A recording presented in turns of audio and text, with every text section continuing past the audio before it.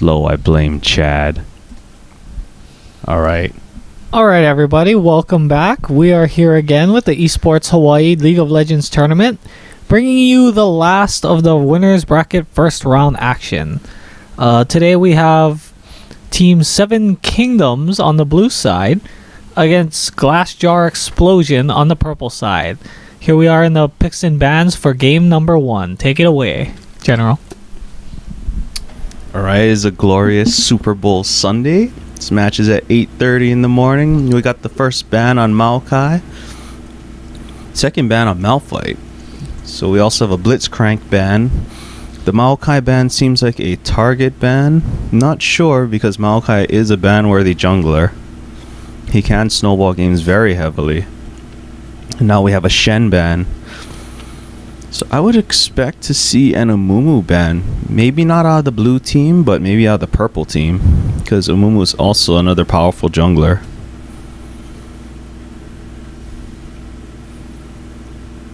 Blue team taking their time with their last ban. And it's a Cho'Gath ban. That's very interesting.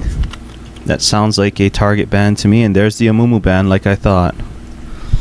So here we go. Let's see what 7 Kingdoms first picks.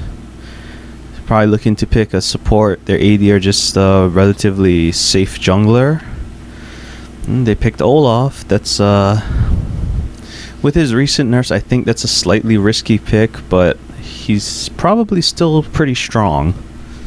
So we'll see how that works out for them. They have yet to lock in, but he does have plenty of time to think about it if he does want to change champions. And there it is, lock in. So go Smite, showing that he will jungle Olaf. And 2 very fast picks. We have Darius and Dr. Mundo. How do you feel about the Dr. Mundo versus Olaf matchup? It's hard to say on the Darius versus Mundo matchup because they both jungle pretty quickly, but they also get really low. So, well, what the? Invades would be risky on either side. So it looks like it's going to be a laning Mundo probably at top, and it'll be Nocturne in the jungle. This will be interesting because that would be highly unorthodox. Laning this will be interesting. The Nocturne Olaf matchup. It's very interesting. They both can gank before 6. Oh, he locked it in. The Olaf will have the advantage on his ganks pre-6. Post-6, it'll be all about Nocturne using that. Oh, it is going to be Mundo lane. Top, most likely. Yep, so we have laning Mundo.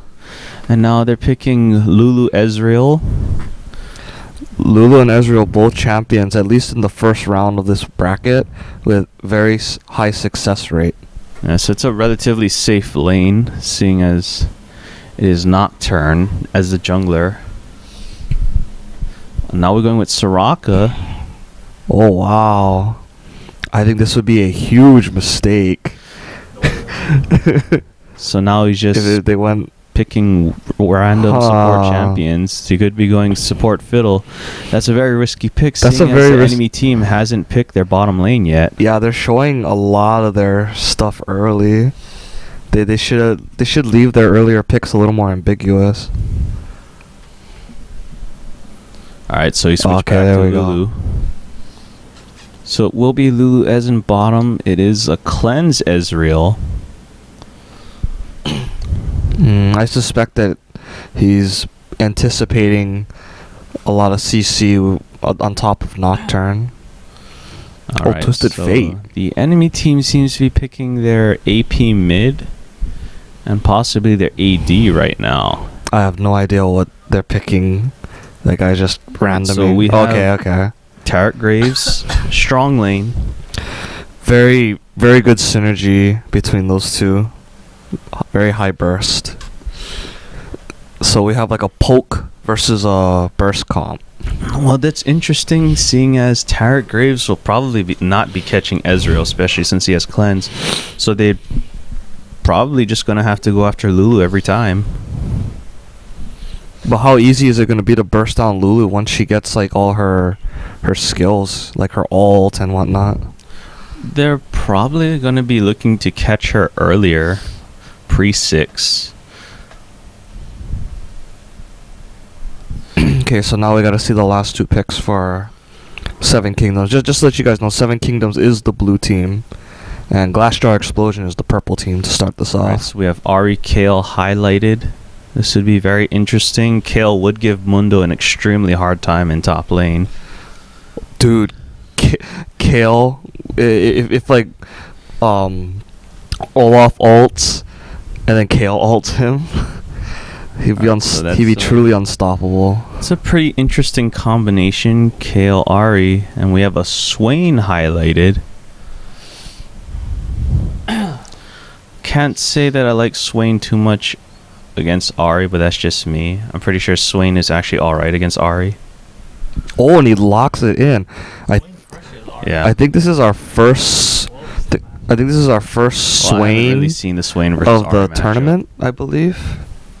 Swain Ari is virtually unwinnable for Ari. Oh wait, Okay. why is the lane unwinnable? Well, Swain is generally considered a hard counter to Ari because Ari's damage is, even though it's technically burst, it's not fast how the damage happens. And Swain, on the other hand, he has huge sustain from his ultimate, and his low level damage and it, as it scales up, is incredibly high.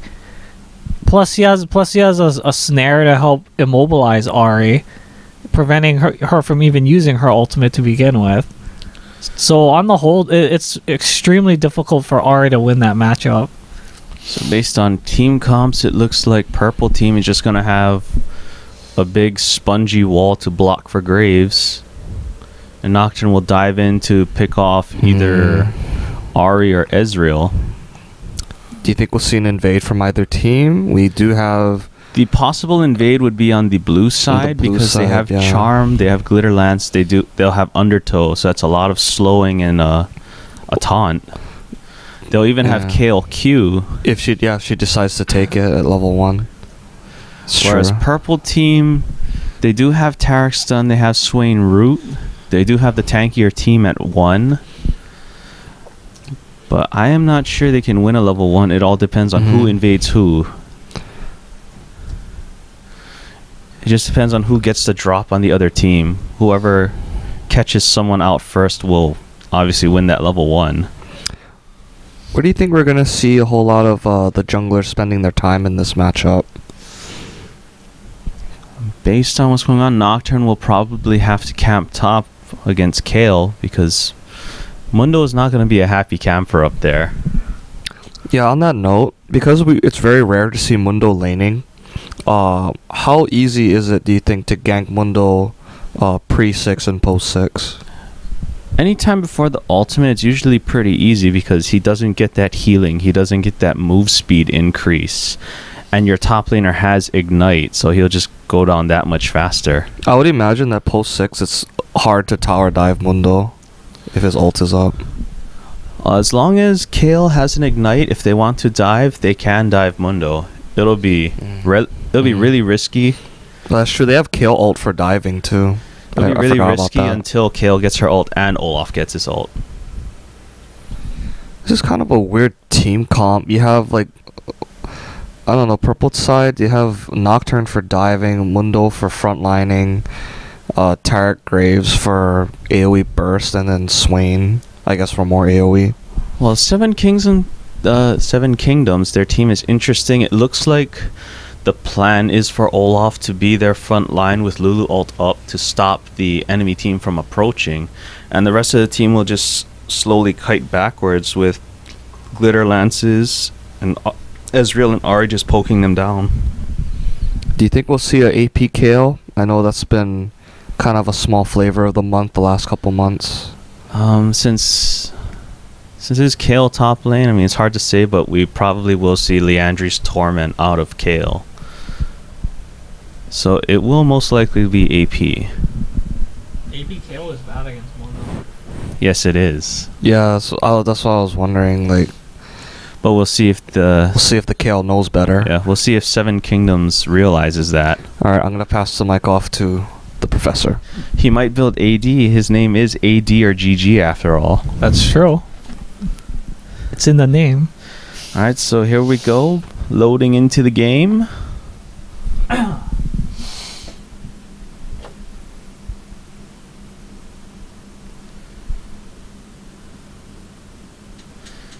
I have no idea what the playstyles are of either team. Yep, this is our first time seeing both of these teams in action in the tournament. But seeing that cleanse summoner on Ezreal, I don't think Seven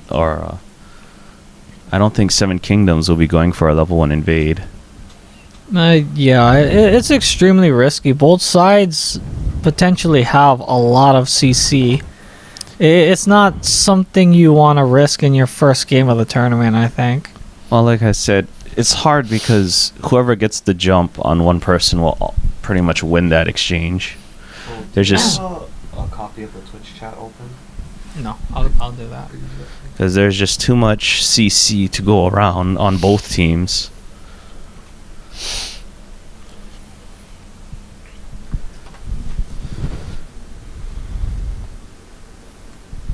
This looks like a pretty evenly matched game. Yep. By the borders, it's 3 silvers, a gold, and an unranked versus a silver, a gold, and an unranked. But silver ELO is all over the place. Some of these guys maybe just didn't play ranked last season.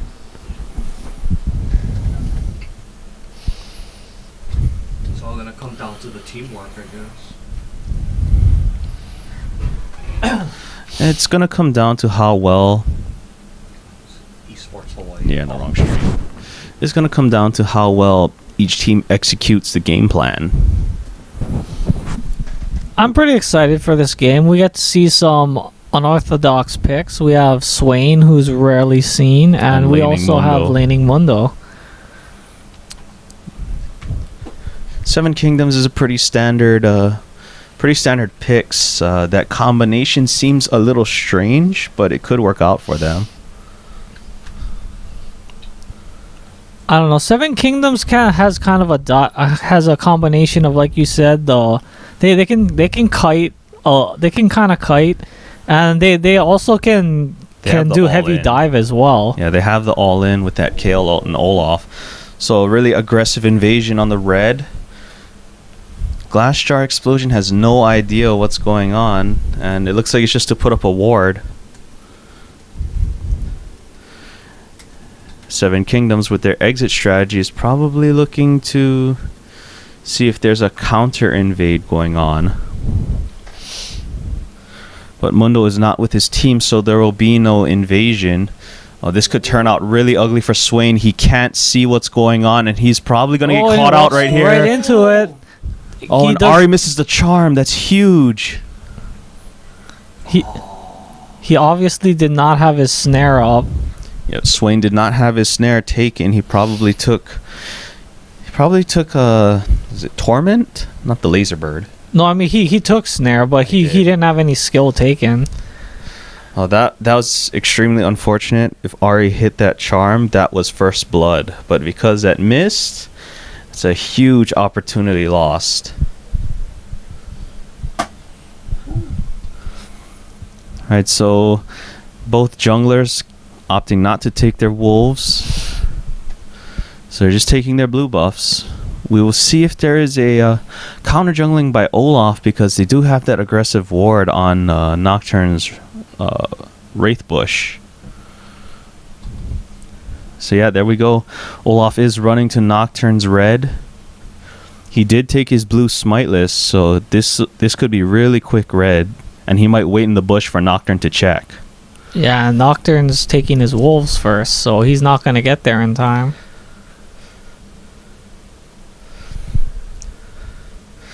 Mundo looks like he took Cleaver first. He's going to take a lot of damage from Kayle's E. And it looks like Olaf is just going to head to top. No, Olaf just taking the red, leaving the small lizards and going to top.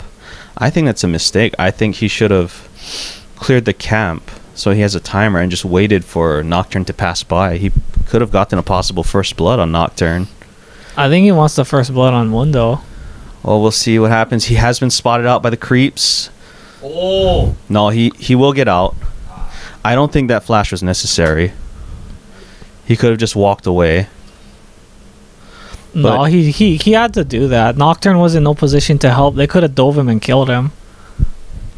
Well, flash blown from Mundo, so that makes his laning even unsafer. It's much more risky now for him to even try to push up. Kale putting down the ward, sees that Nocturne is passing by the try, and she will just back off. Bottom lane, Ezreal's taking quite a bit of harass. Graves not CSing too well though. He's down by 6 already. And in the mid lanes, the CS is pretty even. Ahri is up 1. Mundo with 9 CS to Kale's 11, so it's relatively even at top still yet.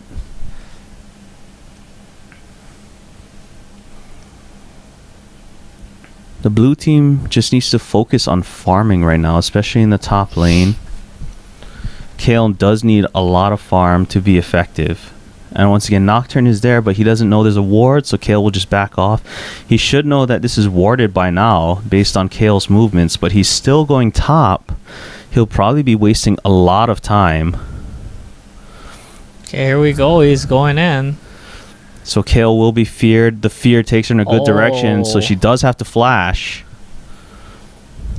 They could have kept going on that. Yes, they could have kept going, but they decide to back off. Olaf heading to bottom. There is a ward in the try, but he might be spotted out too late. They might not even be paying attention. Doesn't look like it. No, he didn't even get spotted by the ward, so they will get a gank. Tarek maybe. Oh, there's a first blood in mid on Swain. And it looks like Olaf might go down to Ezreal. Oh, not Ezreal, but Graves.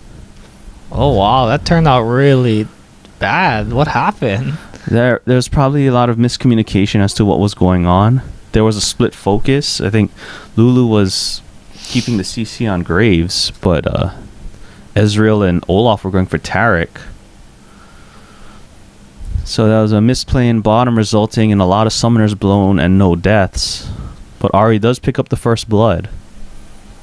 Yeah, Swain really struggling in mid. It seems like the player isn't that familiar with Swain, actually. So Ahri will have that 400 gold lead. The CS is even in mid. So we have a 1 Doran's Ring advantage to Ahri. Also a lot of potions and a ward. That was in her start, though. Yeah. Lulu has the pieces of Philostone, a pink ward, and some green wards. Olaf back in top. There have been no wards yet. But it does not look like a gank will happen. Now, Mundo's staying way far back.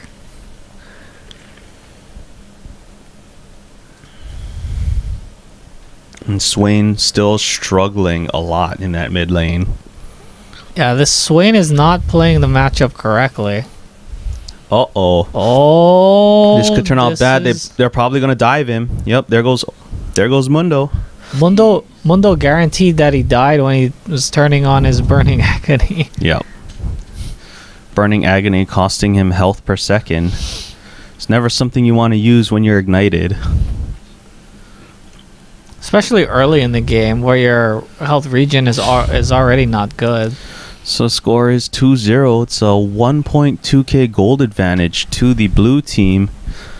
They are farming better and they have the 2 kills. Ahri now with 13 CS lead in mid. And now she'll get the blue buff and just keep extending her lead. Nocturne is still struggling to get any reasonable ganks going off. He did blow Kale's flash, but I think he needs to pay mid a few visits. So we're about 7:45. Nocturne should be hitting 6 soon. And Kale is going into the top jungle with Olaf putting up that aggressive ward at Nocturne's red. So Olaf has cleared the red off his map vision, so he'll know when it pops back up. Swain taking so much harass for free. What is he doing? And that's going to be a dive on Swain. He should be dead. So that was good on Ahri, just taking it to Swain, knowing she can outplay this person. No, I don't understand what the Swain is doing. That is not how you play Swain. That's a stun on Ezreal. That was a wasted stun. I don't know why they're going after Ezreal. They know he has Arcane Shift. They know he has Cleanse. And his flash is still up. They should be going after Lulu, honestly.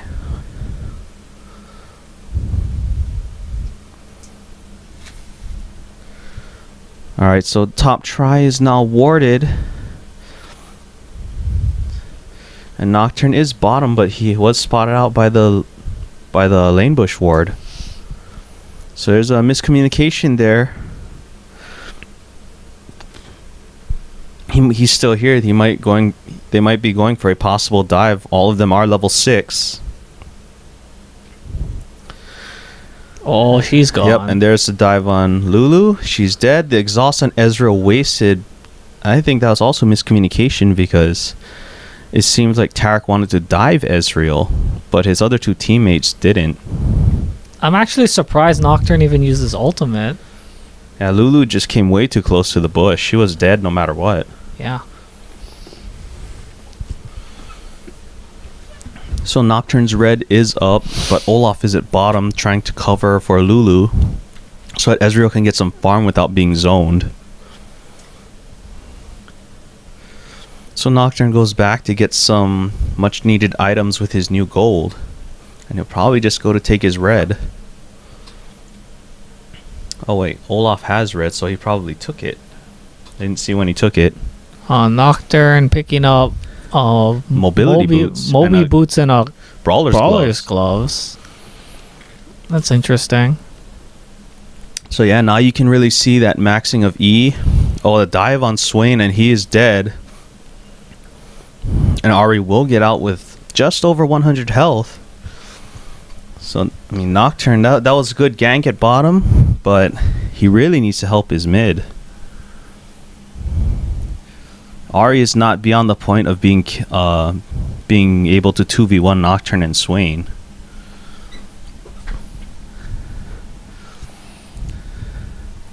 This is good on Graves, dodging most of the skill shots and just putting down some damage on the no sustain lane.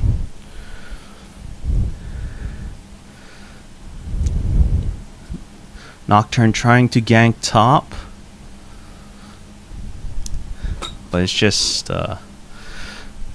so hard to gank somebody without your ult, especially somebody like Kale. So Olaf is back in bottom. I'm not sure if his teammates have told him that wards might be down.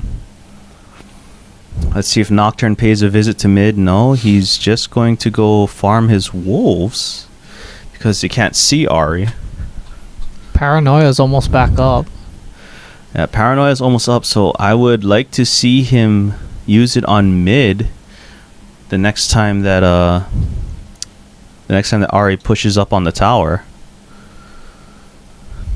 Ari has all that gold, but killing Swain is probably not worth it now. I'd like to see Ari actually roam to bottom or top to try and pick up more kills and snowball the other lanes. Well, from the looks of it, top is pretty well snowballed already. Well, I'd like to see her try and make her way bottom, though. Because Tarek and Graves are worth a lot of gold. They haven't died. They did get the kill. Oh, no, they did not get the kill. Nocturne took it. But either way, they're still worth 300 gold. So here we go. Looks like a 4-man gank on bottom. The Tribrush ward has gone down. So they have no idea what's going on. And they have no help. Oh, there's no help, and they're way too far up. So this is going to be really bad. This is probably going to be a double kill. Yep. So Ari's got her ult. She'll ult to get Graves as well, and this is probably a dragon as well. Graves really should have just kept running.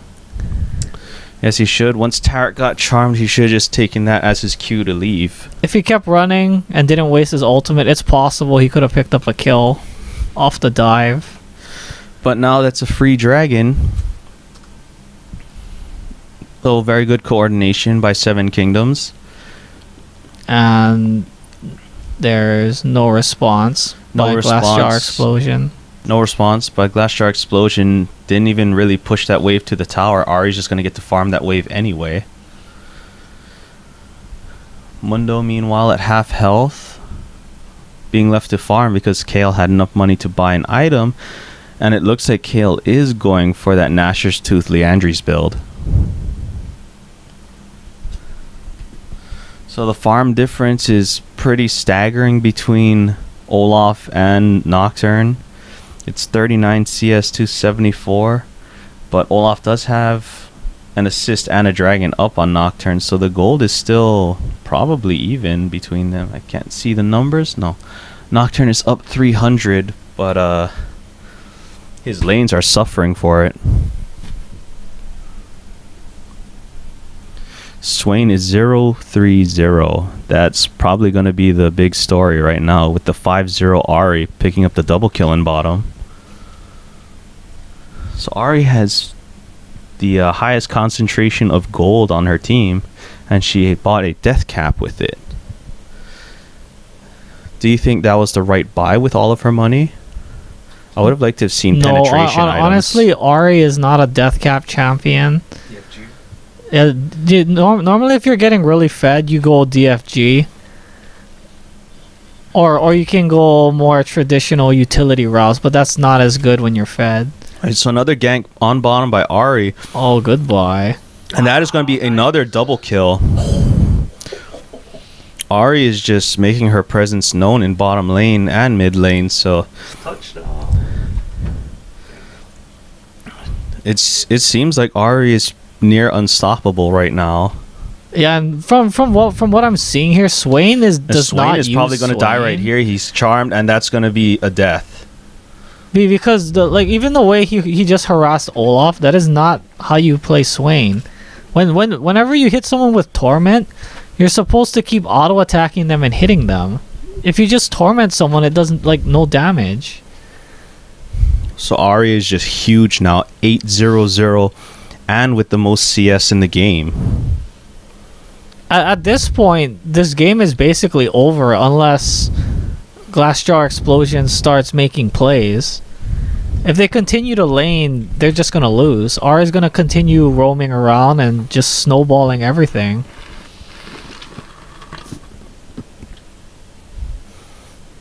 So again, Nocturne not getting his red for the third time.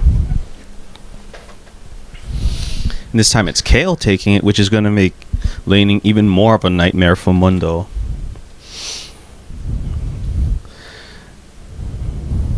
So Pink Ward going down at Dragon just to clear out if there's any vision there, opening up a gank path for Mundo, not Mundo, Olaf. Olaf chucking a cleaver at Kale, but Kale does not care. And that was a wasted stun by Tarek.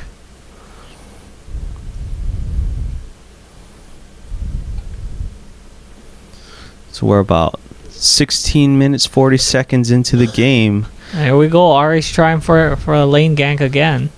Gold lead is at 5.2k. This is a pretty big lead. Probably going for another gank. The tri-brush is warded. She was probably... It looked like she got spotted by minions. Yeah, she just got spotted by minions. And that ward also spotted her. And there's a root going down on Olaf, but it does no damage. And it looks like Nocturne is trying to make a play on Olaf, but that is the wrong person to try to gank with CC. It's also a ward.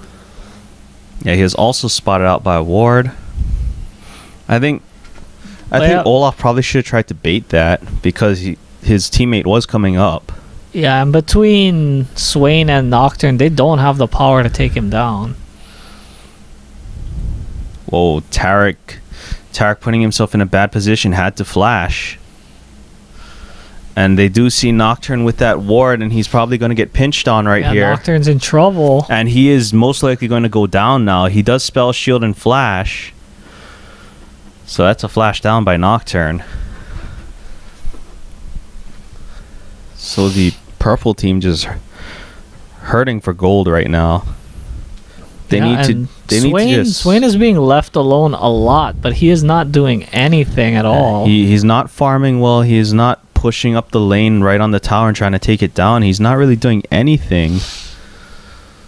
So this is turning out really bad. And Kale is just always constantly pushed up on Mundo because Mundo can't really afford to push back, but there's nothing being done about it. So if this keeps going on, the towers are just going to collapse, and Seven Kings is just going to be unstoppable in a team fight. The enemy team is just going to be too weak to try and do anything.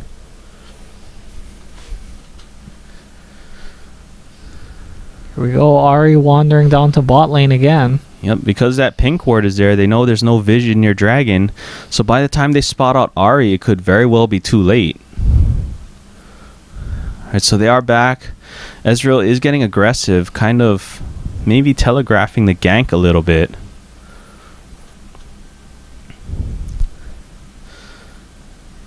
Yep, the Taric and Graves just waiting in the bush. Ahri's just going to go in for it. Taric like is dead. Yeah, Taric. And that'll be another free dragon. And Swain's still not doing anything.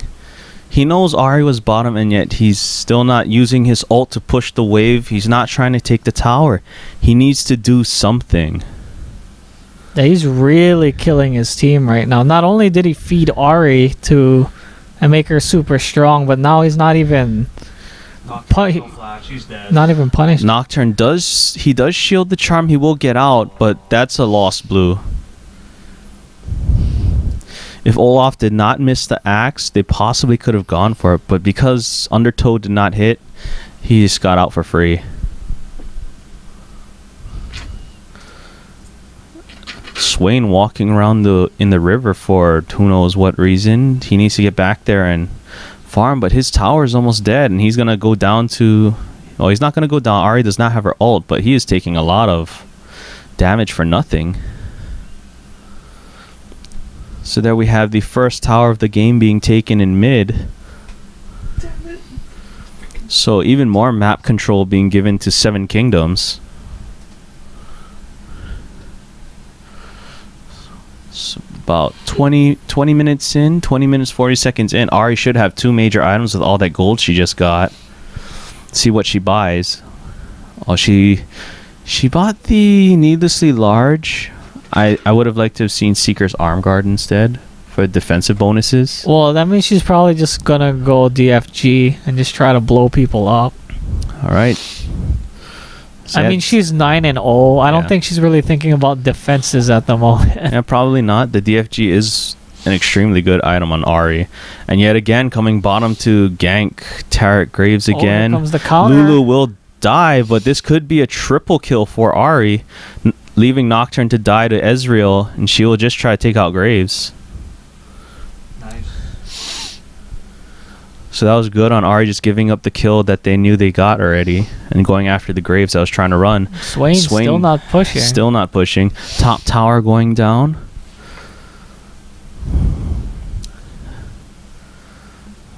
That's an interesting build on Kayle. She's Nashor's Tooth, but there's a Philostone and a pickaxe, so I would assume that's a Gwynsu's Rage Blade coming next. Yeah, it seems like she's gonna go hybrid, which is an even worse build than AP against Mundo. But hey, man, I guess when you're winning, you can do what you want. Yeah, so Ezreal does have the Bloodthirster to Graves' Infinity Edge, but now he just bought the Static Shiv straight up. So that puts him way, way ahead of Graves. Ahri's looking for another victim. Ahri is looking for another victim. Kayle will take the red for the second time this game, but Ahri takes the red. Wow. Yep, they just take the red and leave, so it doesn't really matter who gets the red as long as they deny it to Nocturne. So Nocturne's still without a red buff this entire game. I mean, and that all comes down to really the Swain. The Swain and the Mundo, they have no control over their lanes. There have been no wards in the top jungle besides the top Tribrush. So that just left Mundo free, Olaf free to just walk through the wraiths and take the red every single time. Yeah, Nocturne doesn't even try to protect his tower. He just finishes farming wraiths. So yet another tower. Graves 1v1ing Ezreal. But they need to leave. Yeah, they'll take their gold, but they will probably give it right back up here. Yeah, there's no escaping. There's no escape. Graves walking out of the bush. His head out, so he's guaranteed dead. Yeah, Graves, that was a mistake. He had a chance to execute himself or try to get away. Yeah, it looked like they were just gonna chase everyone else. They looked like they thought he was gone. So, quite a few misplays on the side of GlassJarExplosion. Ari continuing to farm and push up. Ezreal and Kale overtaking Ari in CS, but that's to be expected with all the roaming she's been doing. She is 12-0-1. Quite the impressive score. Now Mundo trying to do what he can. He is pushing down the tower, but he knows somebody's probably coming top. And there's Kale to meet him. Let's see how much damage she's putting down on Mundo. Mundo forced to burn his ult. It is on a relatively low cooldown. But seeing... Oh, she did go for the Zhonya's Hourglass. So, strange move. Because if you're going for Zhonya's, I would have liked to have seen the arm guard so you can get that extra ability power and armor. Do you still get the stacks if you go straight Zhonya's, or do you need to get the arm guard first? I don't know. Try look at Zhonya's. I haven't... No, you might lose the bonus. Yeah, you probably lose the bonus because it looks like you already get the stats. So she was just going for the raw damage. It was an interesting move, but either way, it didn't really matter. She just so far ahead. Doesn't really matter what she buys. Well, I would have liked to see the DFG, just because that would allow her to instantly take down Mundo as well, if Mundo ever gets caught out. Yeah, it would. She might be going for it next. She did just get the Zhonya's. Who's to say what her next item will be? I would like to see... Would you still like to see DFG? I would probably rather see a Void Staff. Yeah, at this point, she needs to start getting penetration. So we do have double Warmogs on the GlassJarExplosion side. There's a skirmish breaking out, but Olaf just has too much health. And his team is there to back him up. They just can't do anything.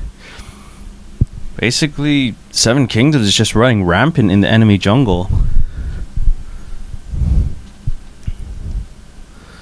So, I mean, Olaf, he has that super late Philistone, probably just going to build it into Shirelia's, wasn't looking for the gold from it. But they're just so far ahead, that will be their third dragon. So it's 3 dragons to none, along with 4 towers to none. And Seven Kingdoms is just going to group up and go around looking for somebody to kill. And they see a whole bunch of kills in mid if they don't leave. But they were spotted out by a ward. I'd like to see him swing to top, push down that wave, and get the top tower. But they'll just clear out the enemy jungle of resources, essentially bleeding GlassJarExplosion dry. So they're going to push up mid. And Mundo does get charmed by Ahri, and that's a lot of damage going down just from Ahri. Lots of poke coming down with Undertows, Ahri, Ezreal Mystic Shots, Glitter Lances.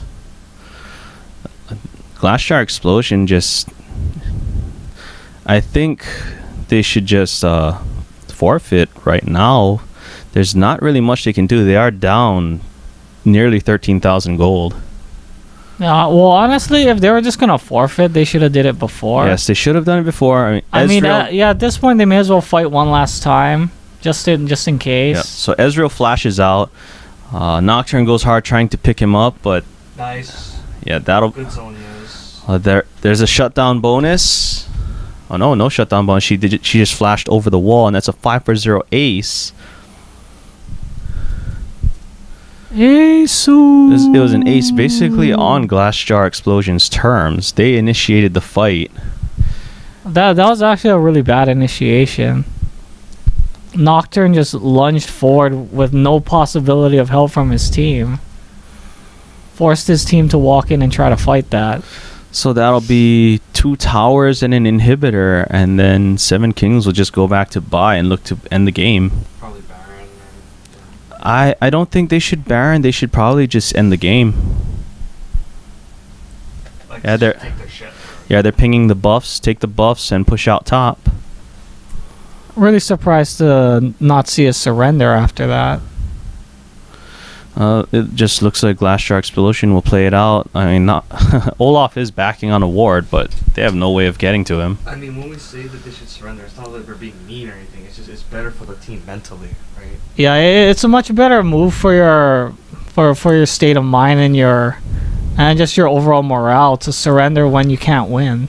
So the gold deficit has grown to 15.6k.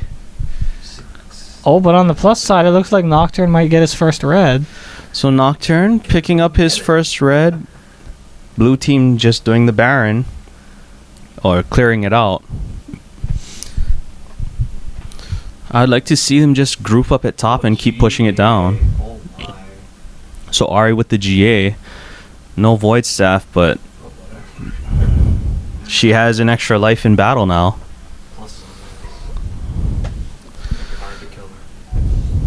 Seven Kingdoms going for that Baron. GlassJarExplosion knows something is up. Nice. So Tarek will eat a lot of damage, nearly dying. And blue team picks up Baron. So now they're probably just going to group up top and push. Good call. Ezreal going to check the red. Sees that it's not there, goes to top. Again, draining more of GlassJarExplosion's resources. And this tower is going to go down for free. There's no way they can defend. They are so out of position. They'll just have to look to defend at the inhibitor turret. And honestly, I don't think they can defend the turret. Not with the amount of poke and damage that Seven Kingdoms has. And Mundo does get taunted. He loses a whole bunch of health, and he's not even ignited. So he'll regenerate back to maybe about 2/3 health, but if he gets caught again, that's death. And there goes the tower and the inhibitor. Ari going in hard. Nocturne is dead. Tarek will also go down. Sonya is still not used. GA still up. So they'll take that 2-for-0, taking down the inhibitor, and they will just probably go for the Nexus turrets and end the game. Yeah, Mundo's dead. No ult to save him this time, and he got ignited. So that is GG. Game 1 to Seven Kingdoms.